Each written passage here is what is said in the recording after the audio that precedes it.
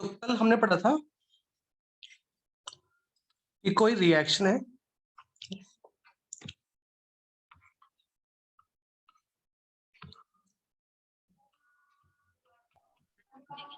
भाई नमस्ते। नमस्कार। तो कल हमने पढ़ा था रेट लॉ एक्सप्रेशन पढ़ा था कि कोई रिएक्शन है ए प्लस बी गिव्स प्रोडक्ट्स। तो जो रेट पढ़ा था हमने पढ़ा था कि ए की पावर एक्स बी की पावर वाई, याद है? Yes sir. और ये एक्स वाई है, ये क्या होते हैं? एक्सपेरिमेंटली डिटरमाइन करते हैं इनको, ठीक है। और एक्स प्लस वाई को बोलते हैं क्या भैया? Order of the reaction. X होता है आपका order with respect to A, Y हो जाएगा order with respect to B, ठीक है। तो आपकी एनसीईआरटी को सब खोलिए, उसमें एक क्वेश्चन है, ये क्वेश्चन आपके एग्जाम में आ जाता है, कहीं तो आ जाएगा प्री बोर्ड में या बोर्ड में।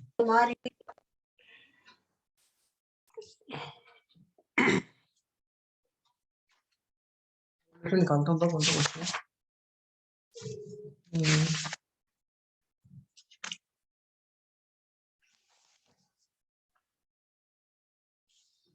I think question number 4.11 back size का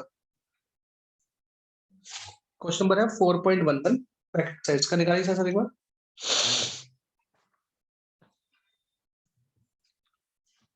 निकालिए सर भाई।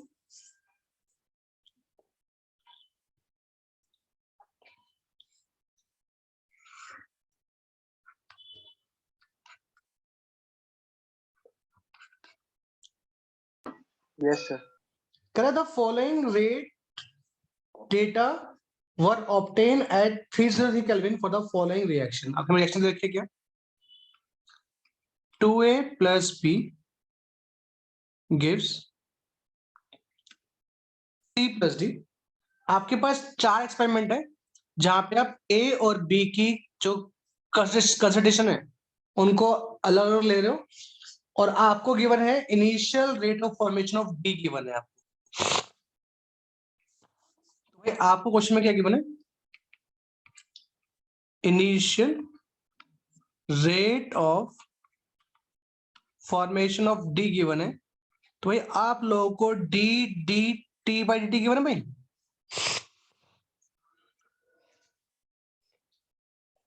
है ना? रेट ऑफ फॉर्मेशन जिसके बारे में बात करते हैं क्या आता है भाई? वो ऊपर आ जाता है, डिवाइड बाई डी टी हो जाता है। तो D D divide by D T. Okay, yes है सर। ना? तो मुझे बताएंगे जो आपके पास ये इक्वेशन है, इस इक्वेशन के लिए रेट ऑफ रिएक्शन क्या होगा जो आपने फर्स्ट क्लास में पढ़ा था in terms of reactant, in terms of product?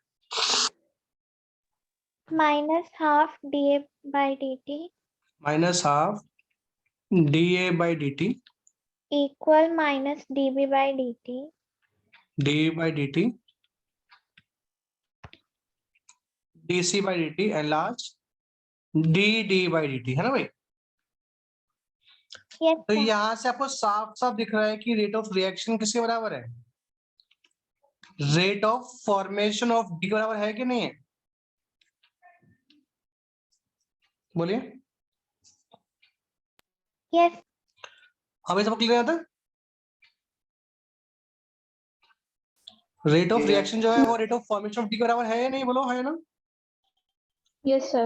और कल हमने पढ़ा था रेट लॉ एक्सप्रेशन से, कल हमने पढ़ा था क्या पढ़ा था भाई? कि जो रेट ऑफ रिएक्शन क्या होता है कि जो आपके रिएक्टेंट है उनका product raise to the power some value they may और may not equal to coefficient. याद है भी?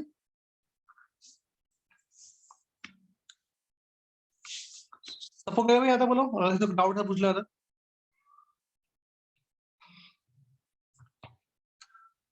हाँ ना? यस सर, क्लियर है। तो अब बात एक्सपेरिमेंट 1 की बात करते हैं पहले। वही एक्सपेरिमेंट 1 में आपके पास जो रेट है डी बाई डी टी आपके पास 6 × 10⁻³ है भाई। कब? जब आपके पास ए की वैल्यू कितनी है 0.1 है और बी की वैल्यू कितनी है भाई 0.1 है, बोलो प्लीज सबको। Yes, sir. एक्सपेरिमेंट 2 में क्या है आपके पास 7.2 10 की पावर -2 इज इक्वल टू के। अब ए कितना आपके पास यहाँ पर 0.3 और बी कितना है आपके पास यहाँ पे 0.2। क्लियर है ऋषि? Yes, sir. एक्सपेरिमेंट 3 से आपके पास कितना है 2.88 10 की पावर -1 इज इक्वल टू के 0.3 इंटू 0.4 की पावर x की पावर y। और एक्सपेरिमेंट नंबर 4 है आपके पास 2.4 10 की पावर -2 इज इक्वल टू के 0.4 की पावर x 0.1 की पावर y। क्लियर सबको याद है? Yes sir. तो आपको कुछ नहीं करना है, आपको इन 4 एक्सपेरिमेंट पे यूज करके x और y निकाल लेना है। और अगर आपने x और y निकाल लिया तो आपने रेट लॉ निकाल लिया। अब वो कैसे निकालेंगे? तो आप 2 एक्सपेरिमेंट ऐसे देखेंगे जिनमें a की वैल्यू सेम है भाई। तो ऐसे कौन से 2 एक्सपेरिमेंट इनके जिनमें a की वैल्यू सेम है और ऐसे कौन से 2 एक्सपेरिमेंट जिनमें b की वैल्यू सेम है? Sir, 2 and 3. 2 और 3 में क्या है a की वैल्यू सेम है और 1 and 4 में B की. 1 और 4 में क्या है b की वैल्यू सेम है भाई। क्या सबको? Yes sir. तो आप लिखोगे 4 कैलकुलेटिंग x। अब मुझे x निकालना है तो आप करेंगे डिवाइड इक्वेशन 4 बाय 1। तो ये 4th इक्वेशन क्या आपके पास 2.4 10 की पावर -2 डिवाइड बाय 6 10 की पावर -3 इज इक्वल टू के 0.4 की पावर x 0.1 की पावर y डिवाइड बाय के 0.1 की पावर x 0.1 की पावर y। तो भाई देखो ये कैंसिल हो गया है ना? Yes, sir. ये Yes, sir. कटेगा तो क्या आएगा ऊपर ऊपर 10 आ जाएगा और ये कितना आ जाएगा 0.4। तो आपके पास कितना हो गया 0.4 इंटू 10 कितना है भाई 4. 4. 4 और ये कितना हो गया 0.4 डिवाइड बाय 0.1 की होल पावर x हो जाएगा। तो ये कितना हो गया 4 की पावर 1 इज इक्वल टू 4 की पावर x। तो जब बेस सेम होता है पावर क्या होती है सेम होती है नहीं होती है? Yes, Yes, sir. sir. तो आपका क्या आ गया x आई कितना आ गया x वाई 1 आ गया। One. ये सबको Yes, sir. सेम लिखेंगे 4 calculating y divide equation 3rd by 2nd। तो 3rd इक्वेशन क्या आपके पास 2.88 10 की पावर -1 डिवाइड बाय 7.2 10 की पावर -2 इज इक्वल टू के 0.3 की पावर x 0.4 की पावर y डिवाइड बाय के 0.3 की पावर x 0.2 की पावर y। क्लियर सबको? ये कैंसल यहाँ दोबारा क्या आएगा भाई ऊपर फिर 10 आ जाएगा फिर कितना आ जाएगा फिर 0.4 हो जाएगा। तो अगर कितना आ जाएगा ये 4 is equal to 0.4 divide by 0.2 की पावर y। ये कितना आ गया 2। वह आप बोल सकते हो क्या 4 क्या हो जाएगा आपका 2 की पावर 2 इज इक्वल 2 की पावर y। बोलो क्लियर सबको? Yes, sir. Yes, sir. तो y कितना आ गया कैसे भाई y की वैल्यू कितनी आ गई 2 आ गई। क्लियर सबको? तो आपका जो रेट लो आएगा वो क्या जाएगा रेट इज इक्वल टू के a की पावर x था x कितना आया था आपका 1 आया था b की पावर y था b कितना आया 2। तो ये क्या बन गया आपका रेट लो एक्सप्रेशन बन गया। क्लियर सबको या नहीं है?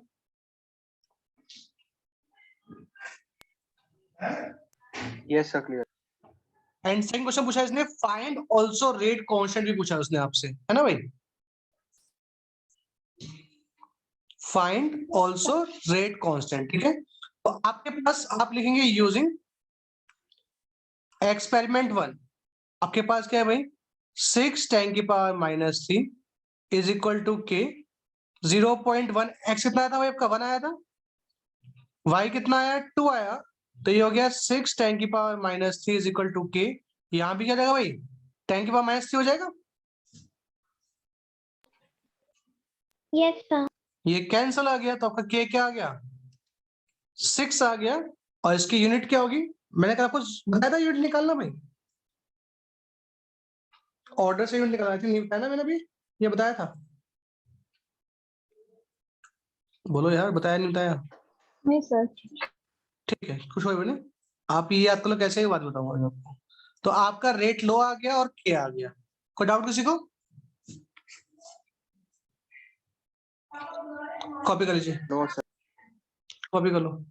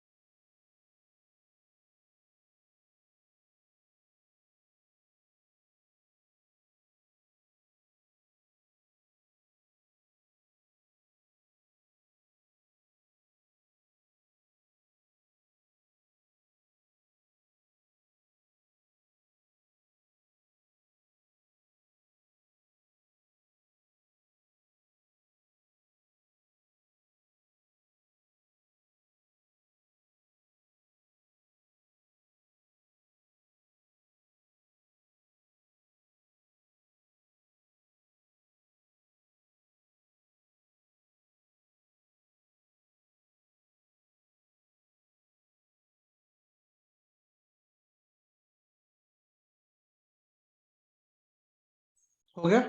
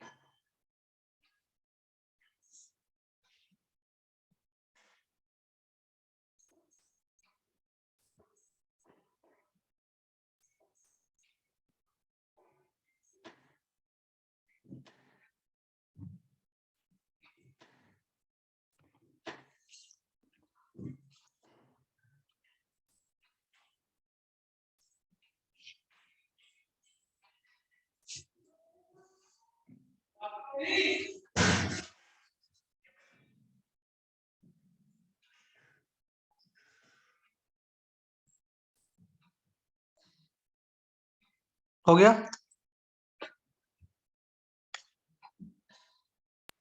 Yes sir. सबको भाई Yes, sir. Yes, sir. चलिए, तो ये था आपका, ये क्वेश्चन एग्जाम में ऐसा कोई क्वेश्चन कर लेंगे आप लोग इस टाइप का। Yes, sir. चलिए, तो मैंने को नेक्स्ट लिखवाई थी ये वाली, 2 into 5 gives 4 into 2 plus O2, और मैं लिखवाया था कि जो इसका रेट आया था वो आया था कि 10⁵ की पावर 2 आया था, याद है भाई, की पावर 1 आया था, आना चाहिए था 2। अब हम बात करते हैं कोएफिशिएंट के अकॉर्डिंग, बट आया था पावर में 1, याद है भाई सबको। Yes sir. अब 1 क्यों आया था उसका रीजन देख लेते हैं। तो भाई आपके पास ना दो तरह की रिएक्शन होती है, एक होती है एलिमेंट्री रिएक्शन, ये क्या होती है, those reaction which take place in one step, ऐसी रिएक्शन जो एक स्टेप में होती है उसे बोलते हैं एलिमेंट्री रिएक्शन। ओके, और दूसरी होती है कॉम्प्लेक्स रिएक्शन। तो केमिस्ट्री में ज्यादातर रिएक्शन क्या होती है, कॉम्प्लेक्स रिएक्शन होती है, क्योंकि मोस्ट प्रोबेबली कोई भी रिएक्शन सिंगल स्टेप में कंप्लीट नहीं होती है। तो ऐसी रिएक्शन जिसमें क्या हो भाई, मल्टीपल स्टेप रिएक्शन होती है, क्या बोलते हैं इसमें क्या हो भाई, नंबर ऑफ एलिमेंट्री रिएक्शंस हो, ऐसे रिएक्शन को बोलते हैं क्या आप, कॉम्प्लेक्स रिएक्शन बोलते हैं। ठीक है, ओके। Yes, sir. तो भाई अगर आपकी रिएक्शन एलिमेंट्री रिएक्शन है तो उसमें जितने भी रिएक्टेंट आते हैं आपके रिएक्शन सब पे डिपेंड करती है। लेकिन अगर कॉम्प्लेक्स रिएक्शन है भाई तो वो रिएक्शन क्या होती है, एक से ज्यादा स्टेप में होती है। जैसे एग्जांपल ओपल रिएक्शन जो मैं लिखी थी, ये एक स्टेप में नहीं होती है, 2 स्टेप में होती है। स्टेप 1 में क्या होता है, इसका एक N2O5 देता है NO2 और NO3 देता है, और जो दूसरा N2O5 है जो स्टेप 1 में NO3 बना था उससे कंबाइन करता है, देन देता है NO2 प्लस O2, जिसकी वजह से जो आपकी ओवरऑल रिएक्शन जो आपको मिलती है वो क्या मिलती है, 2N2O5 gives 4NO2 plus O2। But क्या रिएक्शन सिंगल स्टेप में हुई आपकी,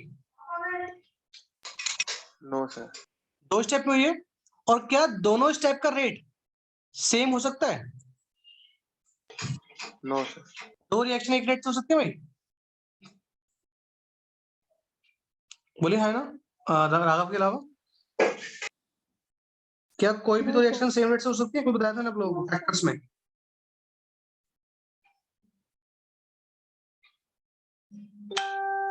राघव के अलावा कोई और नहीं पढ़ रहा क्लास में,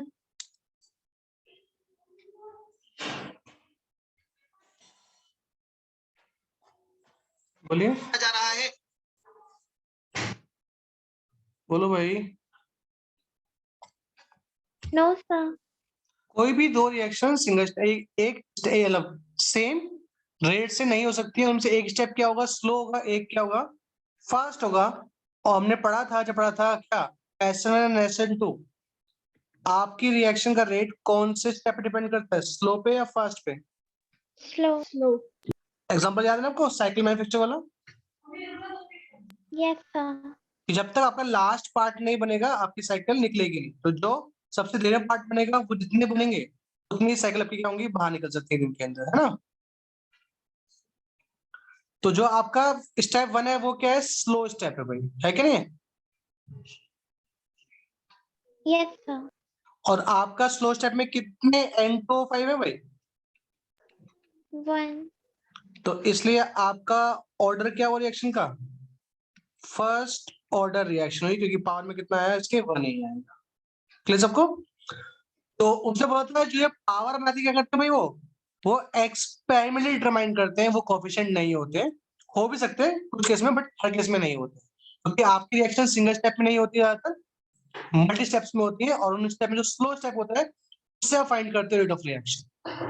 डाउट किसी को।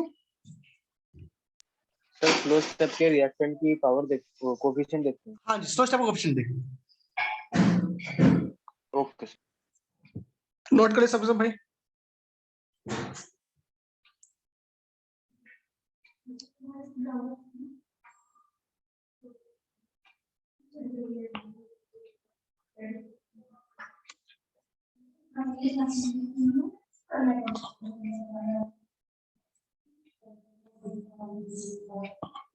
डन, कर लो फटाफट जल्दी।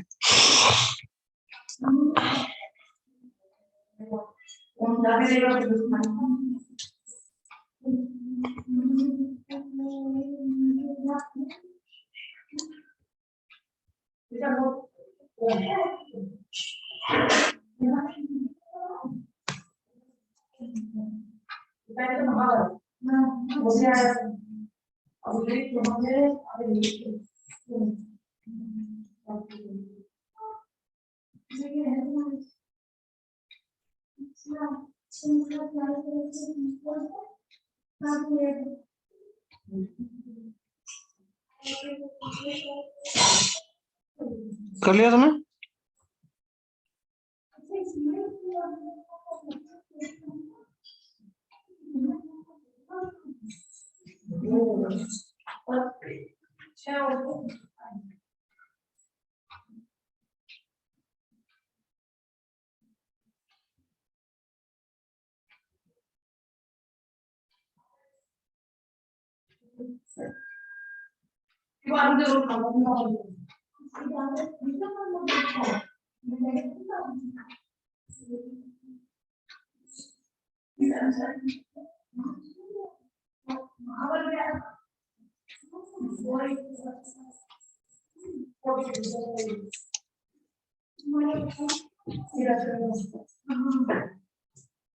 गया भाई?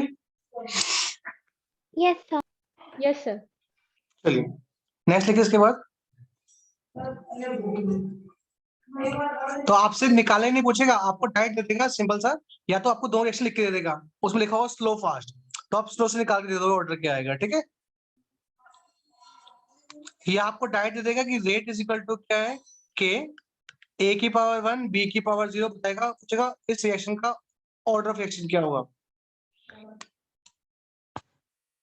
कितना होगा?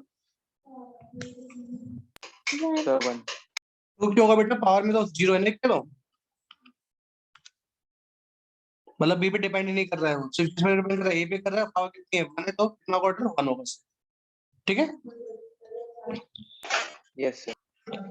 चलिए नेक्स्ट लिखिए यूनिट ऑफ, सर हाँ तो जो आपने पीछे रेट लिखा था के ए 1 और बी 0, तो उसमें ये भी लिखी, ये भी इससे पता कर सकते हैं ना कि रिएक्टेंट एक ही है उसमें। रिएक्टेंट नहीं नहीं नहीं नहीं नहीं नहीं नहीं Reactant नहीं एक ही है। नहीं नहीं नहीं, रिएक्टेंट दोनों है, बट वो सिर्फ ए पे डिपेंड कर रहा है, बी पे डिपेंड नहीं कर रहा है। Okay sir. दिखाता हूँ, अभी क्वेश्चन कराऊंगा, तो अभी टेंशन मत लो, पहले मैं रीड करा दूं फिर दिखाता हूँ क्वेश्चन। हाँ भाई, यूनिट ऑफ रेट कांस्टेंट देखिए आप सक्षम, यूनिट ऑफ रेट कांस्टेंट। अगर मान लो आपको क्वेश्चन में नहीं दे रखा है कि आपकी कौन से ऑर्डर की रिएक्शन है, बट आपके पास के की वैल्यू है, तो आप के की यूनिट देख बता सकते हो कि आपके पास जो के की वैल्यू है वो कौन से ऑर्डर की रिएक्शन की। जिसने बोला k इज इक्वल टू 2.3 10 की पावर -2, और यहाँ लिखा हुआ है सेकेंड इनवर्स यूनिट के अंदर इसके पास, तो आप यूनिट देख बता सकते हो कि रिएक्शन कौन सा ऑर्डर की है भाई, फर्स्ट ऑर्डर की रिएक्शन है। ये रिएक्शन कितने ऑर्डर की रिएक्शन थी भाई? Second. Second, Third. थर्ड, 1 है ना बेटा इसके ऊपर, कुछ नहीं तो 1 है ना, अगर 0 लिखा होता तो अलग बात था ना बेटा। तो ये थर्ड ऑर्डर की रिएक्शन है, तो आप इसकी यूनिट कर सकते हो कि ये क्या है, थर्ड ऑर्डर की रिएक्शन है, उसकी यूनिट अलग है बच्चों, नहीं है। यहाँ यूनिट क्या लिखी हुई है, मोल -2 लीटर टू मिनट इनवर्स, और जबकि यहाँ पे क्या लिखी हुई है, सेकेंड इनवर्स। तो के की यूनिट से आप बता सकते हो कि आपके रिएक्शन का ऑर्डर क्या हो। अब कैसे पता चलेगा, उसके लिए मैं फॉर्मूला निकालना सिखा दूं, कैसे निकालेंगे। मान लो आपके पास क्या है, एक रिएक्टेंट है, उसके पास n कोएफिशिएंट है, या नहीं कोई भी रिएक्टेंट आपका r, उसके बाद आप प्रोडक्ट बना रहे हैं, ठीक है। तो जो रेट होता है वो क्या होता है भाई, के, ए ले लेते हैं, ए से बी जा रहे हैं थोड़ा सा,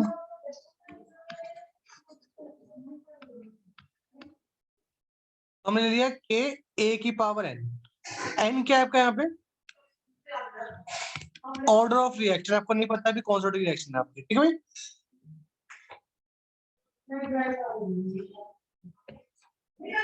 भाई रेट की यूनिट क्या होती है, कल बताया था आप लोगों को, रेट की यूनिट क्या होती है बताओ, Mole per liter per second. Verse second.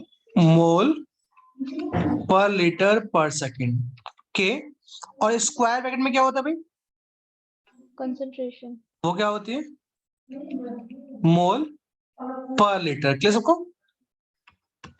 तो के क्या जाएगा, मोल पर लीटर पर सेकंड डिवाइड बाय मोल पर लीटर की पावर n। तो भाई देखो ये दो चीज सेम है कि नहीं है ब्रैकेट में जो मैंने कर रखी है दोनों, बट इसकी पावर क्या है 1 है, इसकी पावर क्या है n है, और जब ये ऊपर जाएगा क्या बन जाएगा, -n बन जाएगा। तो ये जाएगा k इज इक्वल टू मोल पर लीटर की power 1 minus n second inverse. Clear सबको? Yes, sir. तो बोल सकते हैं अगर आपकी रिएक्शन कौन सा ऑर्डर की है, 0 ऑर्डर की रिएक्शन है, तो n की वैल्यू कितने की वहां पे 0 होगी। अगर मैं n की वैल्यू 0 पुट करता हूँ यहाँ पे, तो करेगा ये मोल पर लीटर की पावर 1 माइनस 0 सेकेंड इनवर्स, तो क्या हो जाएगा मोल पर लीटर पर सेकेंड हो जाएगा। बोलो क्लियर सबको?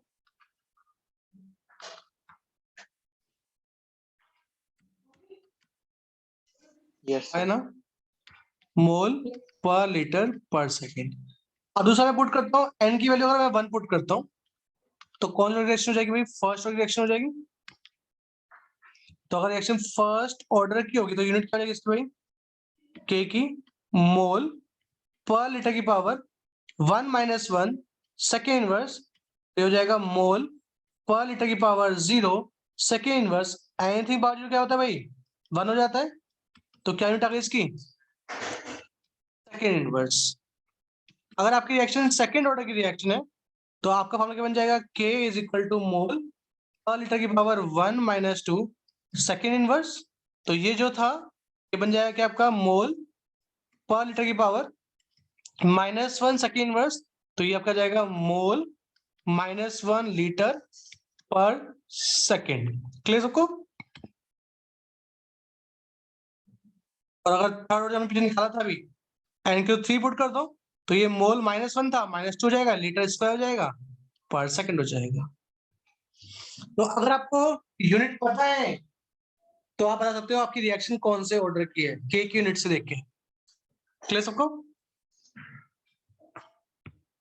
Yes, sir. और अगर आपको इन टर्म्स ऑफ कंसंट्रेशन जगह पे क्या रखा हो, प्रेशर से रखा हो, तो भाई ये क्या हो जाएगी ATM पर सेकेंड या बार पर सेकेंड, ये पर सेकेंड ही रहेगी, ये हो जाएगी बार पर सेकेंड, और ये हो जाएगी बार -2 पर सेकेंड। ठीक है, तो आपके पास प्रेशर में टर्म हो। Okay, Yes, sir. किसी को डाउट है पूछ लो भाई यहां तक।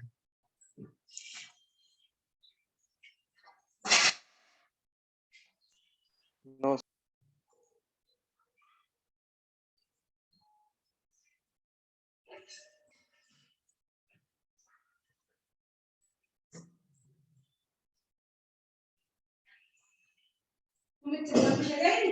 बाकी को Yes.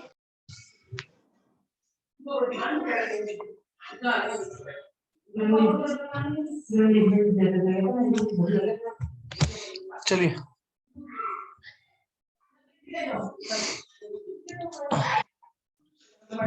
नेक्स्ट देखिए इसके बाद तो आप क्वेश्चन में से कहते ना बेटा कि सर वहां पे बी होगा या नहीं होगा, तो घर पे ट्राई कर लियो। 4.1 जो क्वेश्चन है उसमें जो आपका बी की पावर आएगी ना 0 आएगी वहां पे। ठीक है, ओके सर। ट्राई कर लेना घर पे उसको। चलिए, तो ये था आपका यूनिट निकाला है, सब निकाल लेंगे भाई यूनिट। उसके ऊपर क्वेश्चन की एनसीईआरटी रखा चेक कर लेना, एग्जांपल दे रखा है यूनिट के ऊपर क्वेश्चन। नेक्स्ट लिखिए अब मोलिकुलरिटी ऑफ अ रिएक्शन क्या होता है, और ये क्वेश्चन कई एग्जाम में है, इसमें और ऑर्डर ऑफ रिएक्शन में क्या फर्क है, ये क्वेश्चन पूछ लेता है। लिख लीजिए मोलिकुलरिटी ऑफ अ रिएक्शन क्या होता है।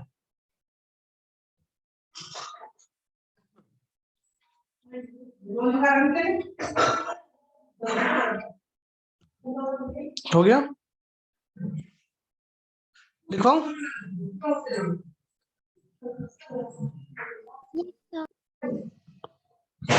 तुमने भी छोटे पर पहले पढ़ा था, what is elementary reaction.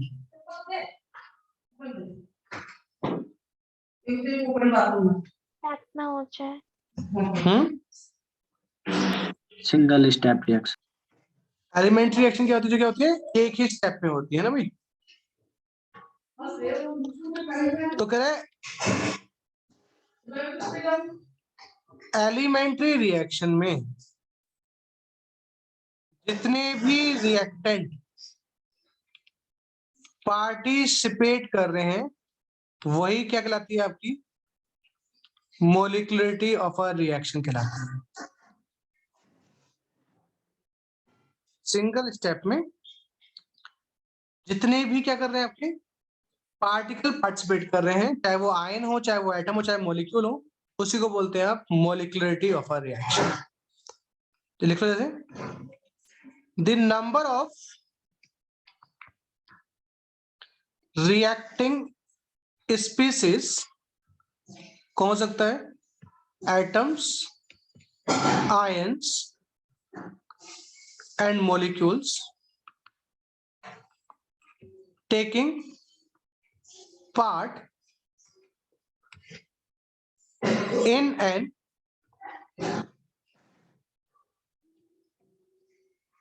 elementary reaction which must collide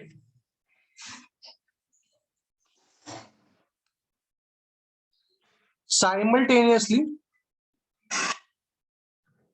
in order to bring about a chemical reaction is called molecularity of a reaction. ठीक है, कितने रिएक्टिंग स्पीसीज पार्टिसिपेट कर रहे हैं जो साइमल्टेनियसली कोलाइड कर रहे हैं, मतलब एक साथ टकरा रहे हैं, क्योंकि जब तक आपका कोलिजन इफेक्टिव नहीं होता आपकी रिएक्शन नहीं होती। तो कितने मॉलिक्यूल एक साथ कोलाइड कर सकते हैं उसको बोलते हैं मोलिकुलरिटी ऑफ अ रिएक्शन। तो इस एग्जांपल में दिखाऊं, अगर आपके पास रिएक्शन एक स्टेप की हो रही है, जैसे एग्जांपल है ammonium nitrate gives N2 + 2H2, तेरा रिएक्शन क्या है, एक स्टेप में हो रही है। यहाँ पे कितने रिएक्टेंट आपके पास भाई यहाँ पर, it is called unimolecular reaction.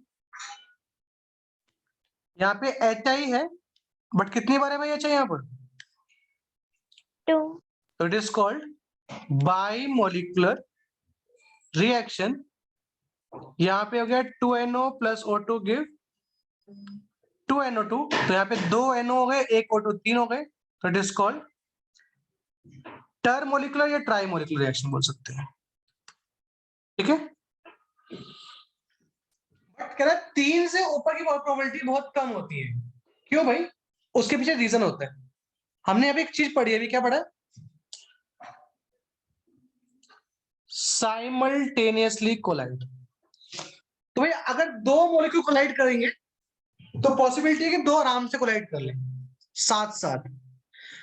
3 possibility क्या आती है भाई, 3 में तीनों का एक साथ टकराना क्या होगा भाई, थोड़ा मुश्किल होगा।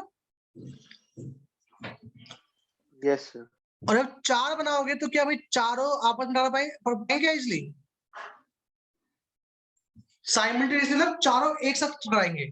तो ऐसा पॉसिबिलिटी क्या होती है, पॉसिबिलिटी कम होती जाती है कि सब एक साथ टकराएंगे। तो इसलिए कह रहा है, क्वेश्चन पूछता है कि टाइम मॉलिक्यूल के ऊपर आपको ऑर्डर नहीं मिलता है, तो उसका रीजन पूछता है क्यों। तो पहले लिख लो, why reaction with higher order are rare। 3 से बियॉन्ड की ऑर्डर की रिएक्शन में नहीं मिलती है, क्यों नहीं मिलती है, तो लिख रहा है, लिख लो D probability that more than 3 molecules can collide and react simultaneously is very small. Hence, reaction with the molecularity 3 are very rare and slow to proceed. ठीक है भाई, जैसे एग्जांपल पूछूं आपसे, ये reaction KClO3 plus FeSO4 6 times plus 3H2SO4 give KCl plus 3 Fe2SO4 thrice plus 3H2O. तो पूछूं क्या इस रिएक्शन की मोलिकुलरिटी 10 होगी क्या? No sir. पॉसिबल नहीं है, बताया 300 को पॉसिबल नहीं है, तो मतलब ये रिएक्शन क्या है? क्या ये एलिमेंट्री रिएक्शन है फिर ये? No, sir. No sir. ये क्या है आपकी कॉम्प्लेक्स रिएक्शन है, मतलब इसके अंदर क्या है, कई सारे एलिमेंट्री रिएक्शन है, तो ये रिएक्शन आपकी 10th ऑर्डर की नहीं है। इसमें जो स्लो स्टेप है, सबसे स्लो स्टेप, उसमें क्या है भाई, दो रिएक्टेंट आपस में कंबाइन कर रहे हैं, तो इसलिए क्या है भाई, ये सेकंड ऑर्डर की रिएक्शन है। ऐसे कह रहे the reaction which apparently seems to be 10th order is actually a second order reaction. अब ऐसा कैसे पता? तो ने बताया था कि जो रिएक्शन है कैसे डिपेंड करती है, स्लो से पे डिपेंड करती है, तो स्लो से में जितने भी रिएक्टेंट होंगे उन कौन सी करोगे आप, ऑर्डर ऑफ रिएक्शन फाइंड कर सकते हो। Yes sir. स्लो स्टेप क्या होता है आपका, रेट डिटरमिनिंग स्टेप होता है। तो समझ में आया मोलेक्युलरिटी में क्या फर्क है?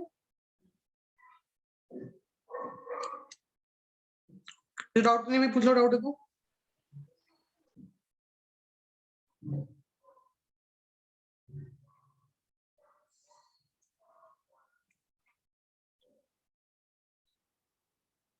Clear, sir.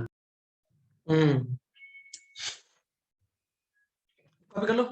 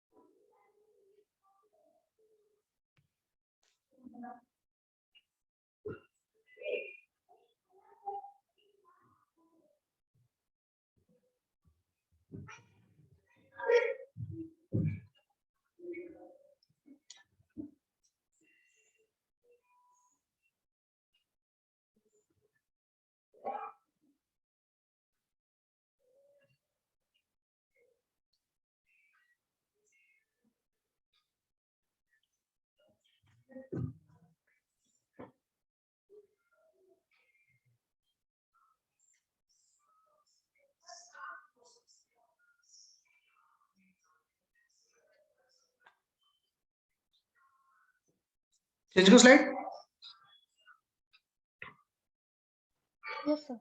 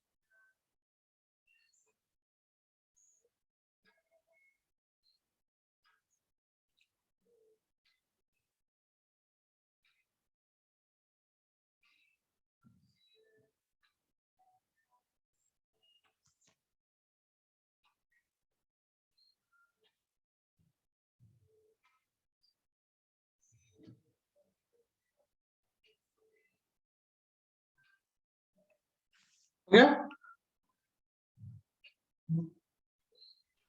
Yes sir. तो आपको एनसीईआरटी है, क्वेश्चन पूछेगा कि ऑर्डर ऑफ रिएक्शन और मोलिकुलरिटी में डिफरेंस निकालिए। तो जिसके पास पुरानी एनसीईआरटी है, नई वाली, उसके पास होगा 104 पे, और पुरानी में 100 के आसपास हो गई। एग्जाम्पल नंबर 4.4 के नीचे स्टार्ट हुआ है मॉलिक्यूलर रिएक्शन, तो उससे अगले पेज पे है, राउंड में लिखा हुआ है 1 2 3 पॉइंट, 3 पॉइंट लिखे हुए हैं।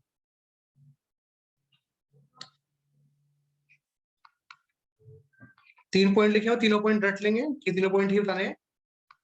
क्वेश्चन आएगा, देखो लिखा हुआ है ऑर्डर ऑफ रिएक्शन क्या होती है भाई, आपकी एक एक्सपेरिमेंटल क्वांटिटी है, सबको पता है।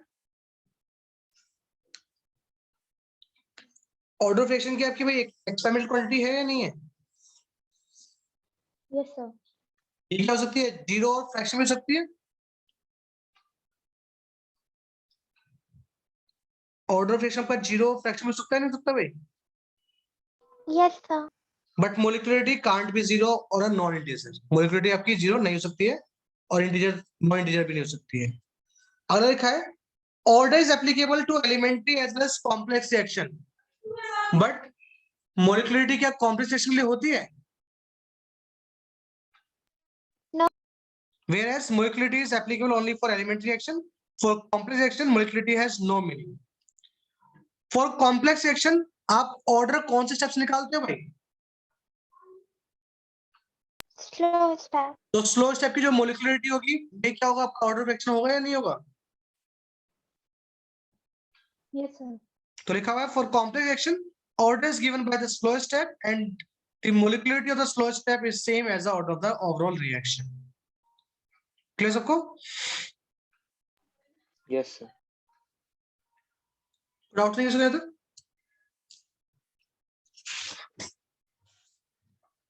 हमने क्वेश्चन किया था कल, लास्ट 4.4 क्वेश्चन किया था ना कल इंटेक्स का। Yes, sir. हो गया था। तो ये था आपका ऑर्डर ऑफ रिएक्शन। कोई डाउट किसी को पूछो, डाउट है तो? मोलिकुलरिटी सबको समझ में आ गया? चलिए नेक्स्ट आ जाइए, इंटीग्रेटेड रेट इक्वेशन।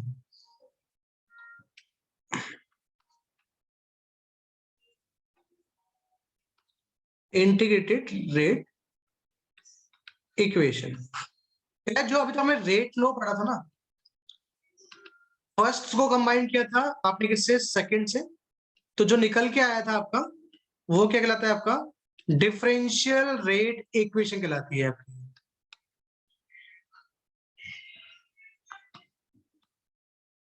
ठीक है भाई? और ये कैसे फाइंड करते हो भाई आप? स्लोप से फाइंड करते थे, बोलो। Yes, sir. तो अगर आप स्लोप से फाइंड करोगे, क्या स्लोप से आप बिल्कुल एक्यूरेट फाइंड कर सकते हैं इसको? No, sir. तो अगर ये इनएक्यूरेट आएगा तो ये वैल्यू भी क्या आएंगी आपकी, इनएक्यूरेट आएंगी या नहीं आएंगी? Yes, sir. वैल्यू को एक्यूरेट लाने के लिए ऑर्डर ऑफ रिएक्शन ऑफ के को फाइंड करने के लिए हमने क्या किया, अपने डिफरेंशियल रेट को इंटीग्रेट करा दिया।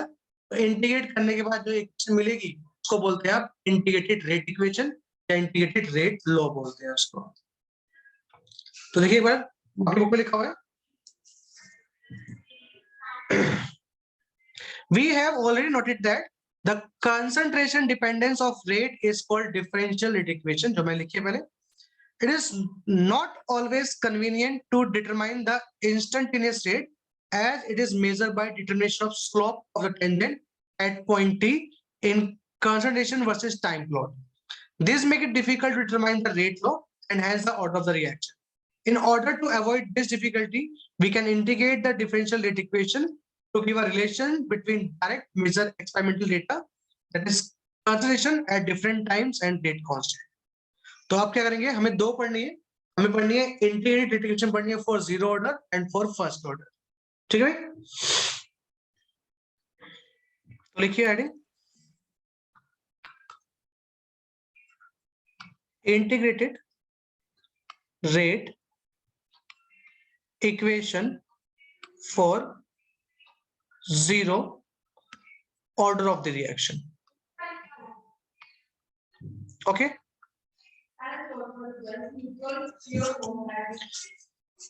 चलिए देखिए साहब एक बार। तो मेरे पास क्या है भाई, एक रिएक्टेंट है ए, उससे क्या बना रहे हो आप, प्रोडक्ट बना रहे हो, तो आपकी जो डिफरेंशियल इक्वेशन क्या होगी भाई, minus D A by D T is equal to K, A की पावर 0 होगी भाई,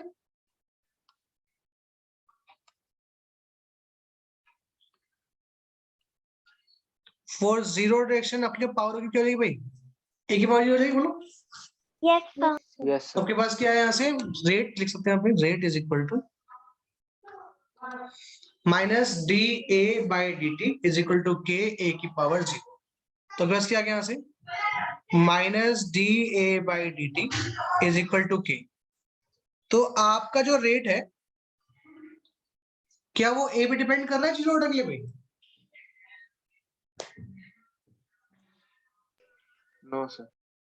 तो अगर आपका क्वेश्चन है draw the plot of rate versus concentration for zero order, तो कैसा आएगा भाई, पैरेलल टू एक्स एक्सिस आएगा, बिकॉज स्ट्रेट लाइन आ जाएगा, क्योंकि वो ए पे डिपेंड नहीं कर रहा है। क्लियर सबको? Yes, sir. चलिए गुड। अब सोच सकते हैं आप क्या, sir D A is equal to minus K D T लिख सकते हो इसको, माइनस को ले गया, dt को ले गया मैं, ओके। Yes, sir. नेक्स्ट लिखेंगे आप इंटीग्रेशन बोथ साइड, तो क्या कर देंगे इसको आप, integration of D A is equal to minus K D T. तो भाई dx का इंटीग्रेशन क्या होता है,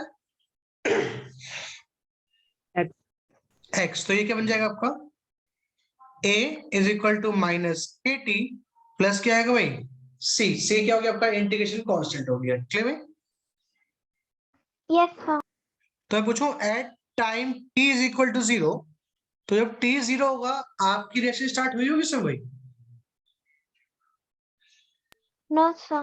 तो उस समय जो a होगा वो क्या होगा, a नोट के बराबर होगा। a नोट क्या है आपकी, इनिशियल कॉन्सेंट्रेशन, ठीक है। तो आप कर सकते हैं substitute above values in equation 1, तो कर दो भाई, a बन जाएगा क्या आपका a नोट, कब, जब टाइम कितना होगा 0, तो आपके पास यहां से क्या आ गया, a naught is equal to c आ गया भाई, है ना। Substitute value of c in equation 1, तो आपके पास क्या आ जाएगा, यहां से a is equal to minus K T plus A naught. Clear सबको इधर,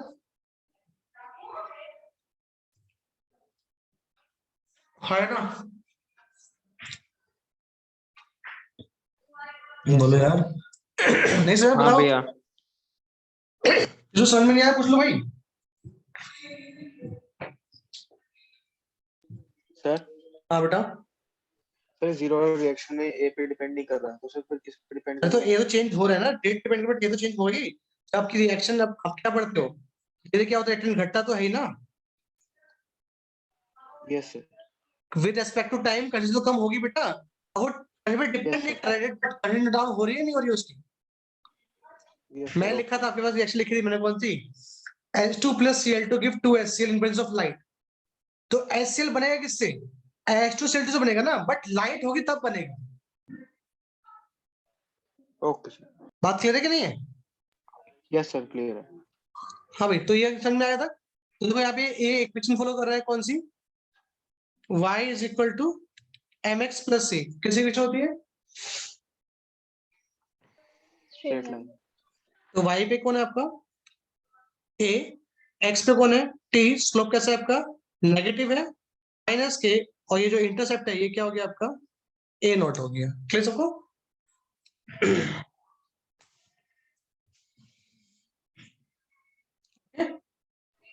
यस सर। तो यहां से कैसे आ जाएगा, a k2 को लियो, तो फिर क्या आ जाएगा यहां से kt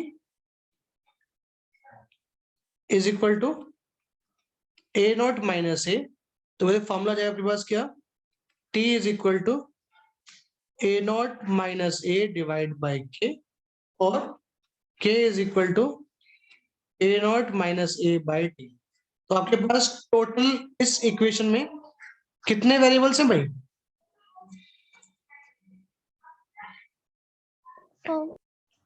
कोई भी 3 क्वेश्चन में गिवन होंगे, चौथा पूछ लेगा आपसे। क्लियर है? Yes, sir. Yes, sir. फिर डेरिवेशन तो नहीं आएगी ना? आ सकती है, ओके सर। ऐसे फर्स्ट ऑर्डर की आती है, डेरिवेशन आती है, एक बार आ चुकी फर्स्ट ऑर्डर की। लिख लीजिए।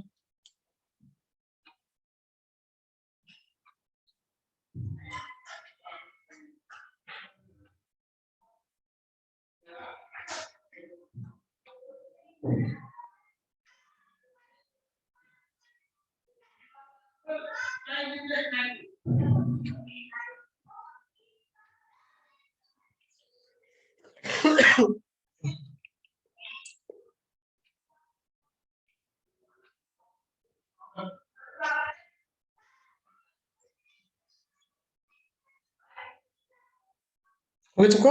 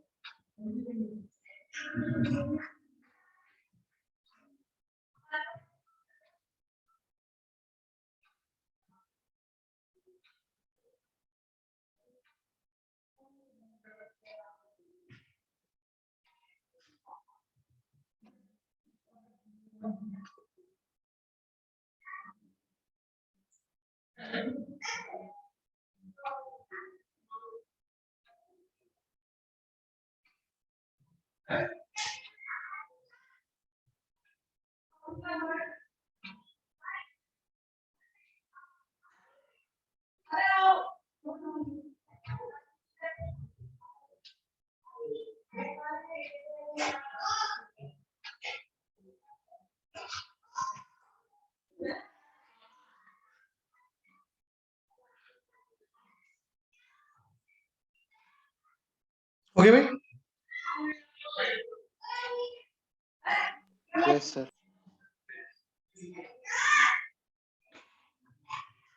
ठीक है, क्वेश्चन करते हैं।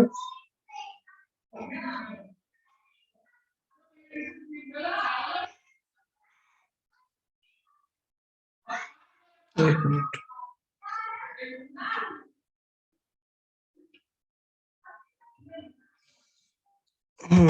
क्या नाम है भाई? तो एक क्वेश्चन लिखिए, इस फॉर्मूले पे क्वेश्चन आएगा आपको।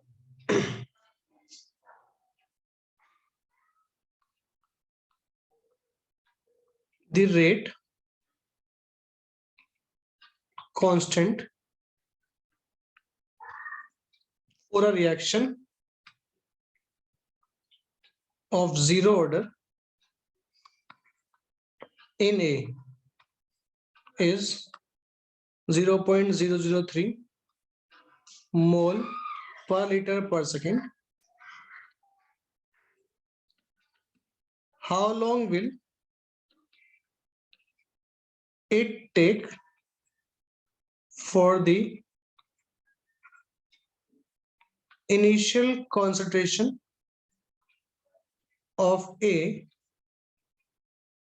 to fall from 0.10 m to 0.075 m.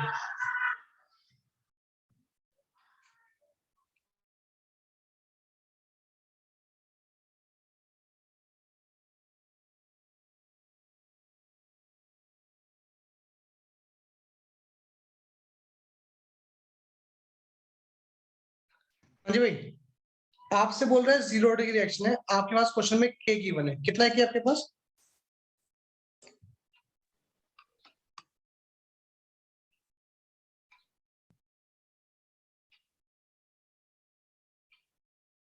कितना है k? 0.003. 0.003. आपके पास इनिशियल कॉन्सेंट्रेशन भी रखी है, कितनी है? 0.10 m. फाइनल भी देखिए कितनी है? 0.075. क्या पूछ रहा है आपसे? कितना टाइम लगा होगा? तो फॉर्मूला में लिखवा दिया आपको, पुट कर दीजिए, आंसर आ जाएगी a not 8.34 second. Minus a upon q 8.333. Good.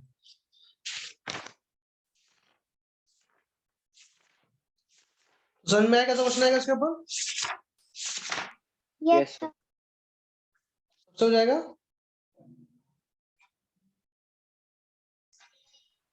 Yes.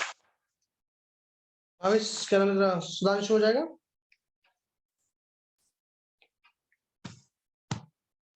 जी भैया. नेक्स्ट क्लास में पढ़ेंगे हम क्या, फर्स्ट ऑर्डर के लिए पढ़ेंगे और फिर हाफ लाइफ पीरियड पढ़ेंगे. तो नेक्स्ट क्लास में हम चैप्टर को खत्म करने की कोशिश करेंगे, ठीक है? Okay, Okay, Okay, sir. sir. Bye. Thank you, sir. Bye. Thank you, sir. Bye.